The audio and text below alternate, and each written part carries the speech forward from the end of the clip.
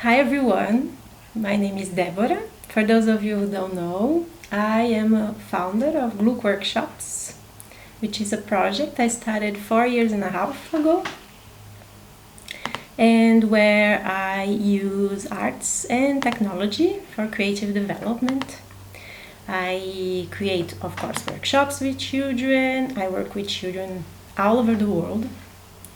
I also do research in education, and lately I started to do a lot of lectures about the things that I've learned and my experiences and my insights in working with children in creativity. I also became the head of education of Pass the Crayon the beginning of 2019. And with them, I'm going to create a methodology to work with refugee children in Berlin. Just to give you a little overview of the things that I've done so far and a little bit of what's coming next, just so you can have an idea of my work. I'm going to show you a very quick video, just so you can have a feeling of how my workshops go. For those of you who don't know me, and for those of you who do know me, it's always fun to watch children playing and creating. So here we go.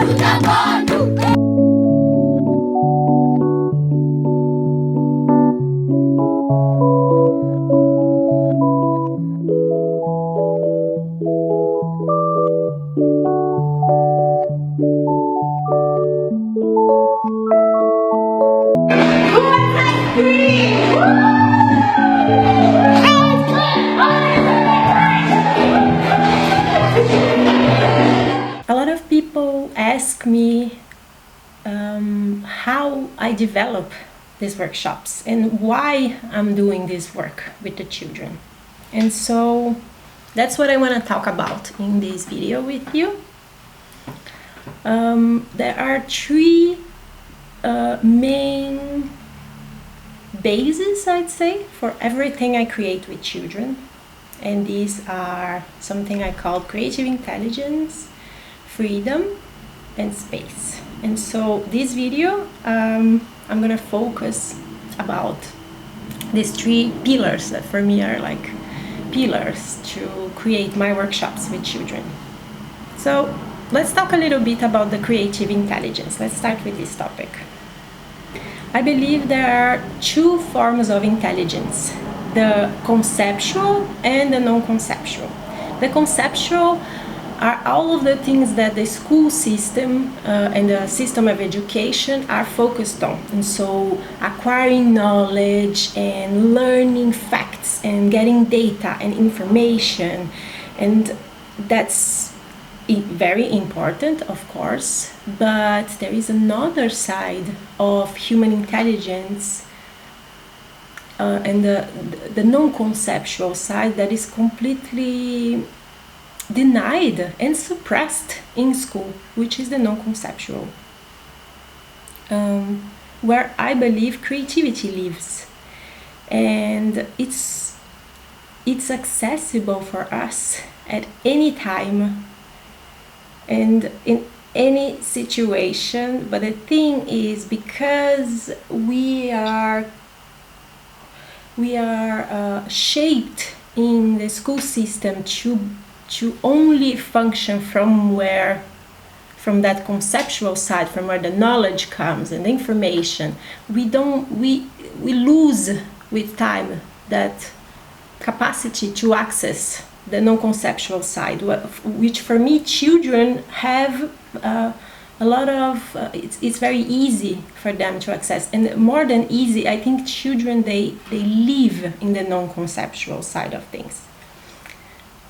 You can access that when you're playing, when you're doing something that you love, when you're out of the rational mind. That's when you access. That's where creativity lives, right? Your guts, it's in your guts. You know, when a lot of people say that they have their best ideas in the shower, that's because in the shower they are out of their minds, and so they can access that side. Einstein, for instance, and I'm going to bring Einstein a lot during this talk, because I think Einstein was very connected to his creative intelligence. So Einstein, when he was creating, and he was solving the problems of the universe, when he would get stuck, he would go and he would just play the violin for a long time. He would just play the violin, and then an insight would come, because that's how he would connect to that side, to that non-conceptual side of knowing. And I think if we went to school and learned both of these things, we would be a much healthier adult. Because the thing is, and that's what I feel a lot about the adolescents, the 18 years old, when they get out of the education system, and then they have to choose something that they're going to spend a lot of money in a university, and what it is that they're going to do with the rest of their lives. It's like they're lost.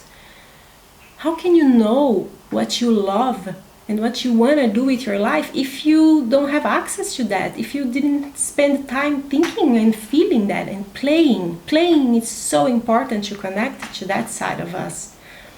And because if you are only in the knowledge, in knowledge alone, it's not enough. It's not enough to make us happy, to make us live a life that is more fulfilling, that is more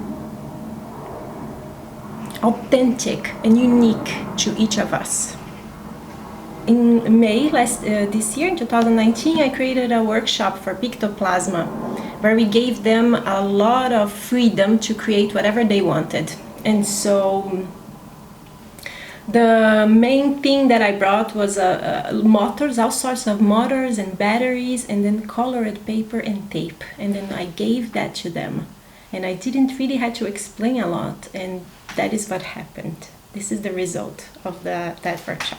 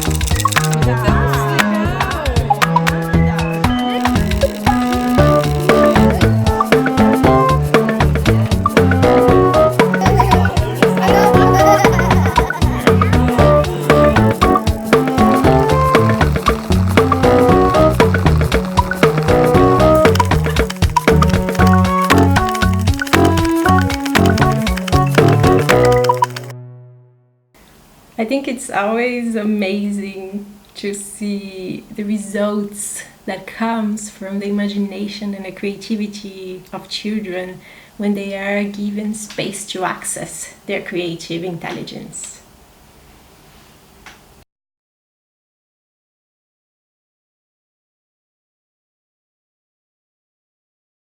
Freedom is another very important factor on my workshops.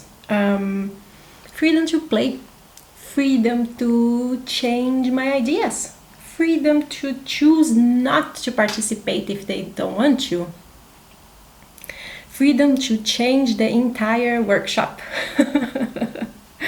Freedom brings room for creativity, and when children feel free to try new things, their curiosity gets activated, right? And then they become inspired to develop their understanding of whatever you bring to them.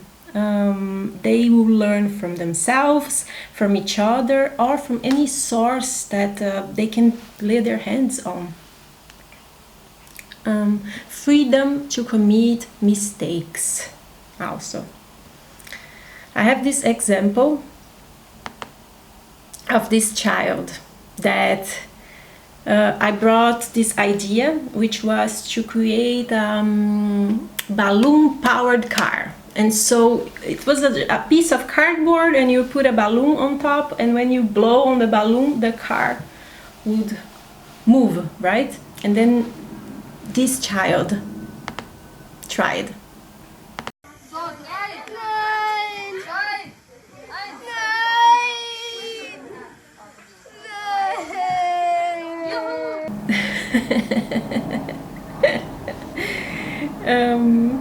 I think it's amazing to see children being frustrated, and it's so important that they go into situations where they have to deal with this frustration, right?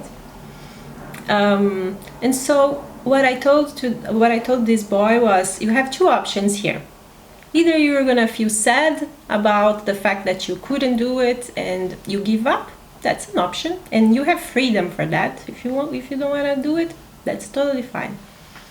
The second option is you create something new. You change your project. Don't you have like any ideas or anything new that you would like to try? And that's what he chose to do. And have a look.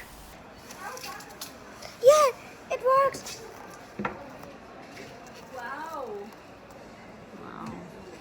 Isn't it way more interesting?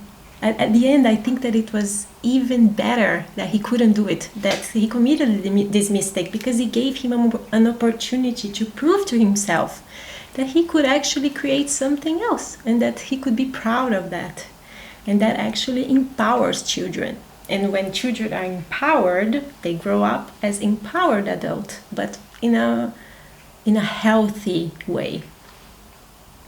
If we don't have freedom to explore our curious side, we never access our creative potential. And everybody has this creative potential. The thing is that most people, they get so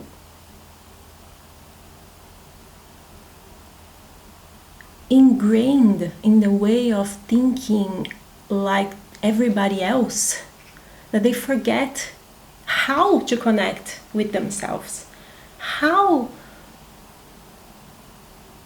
to be themselves.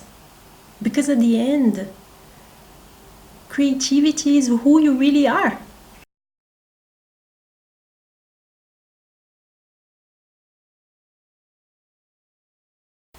Another thing I want to talk about is space, or even better, inner space.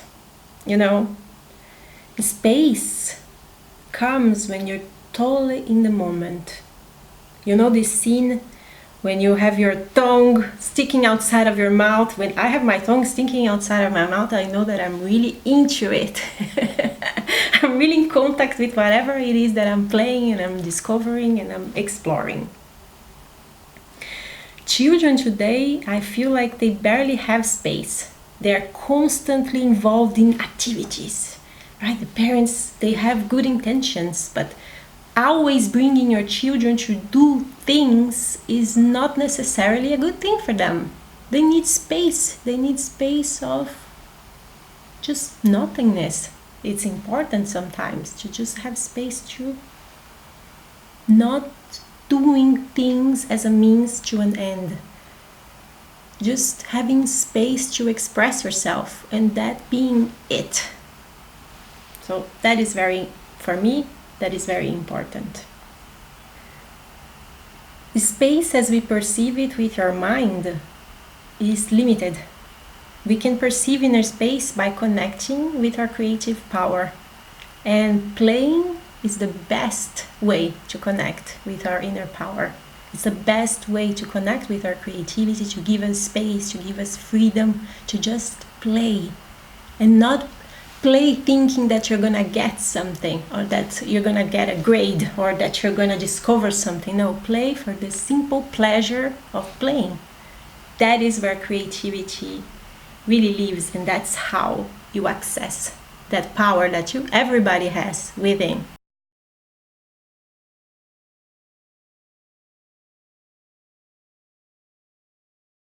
So these are the three main elements that I work on my workshops, and the rest, the art, the technology, these are interesting and I love them, but they are secondary. The main part is to have these three elements, is to bring different things for children to access their creativity, to create spaces where they can really be who they are without any kind of constraints. That is very, very important for me, and that's what I bring to my workshops with them. And I just wanted to close this beautiful video and talk with this incredible quote from Albert Einstein, where he says that creativity is the residue of time wasted. And only a true genius could understand and put it in such beautiful words. And I really hope that you are spending and wasting as much time as you possibly can playing and doing things that makes you feel good and connected with yourself and with your creativity. Thank you for watching. I would love if you could subscribe to my channel and share this video with your friends and with people that you think might be interested. I'm gonna leave all of my links in the description of this video, and I will see you very soon about another interesting topic on working with creative development with children. Thank you.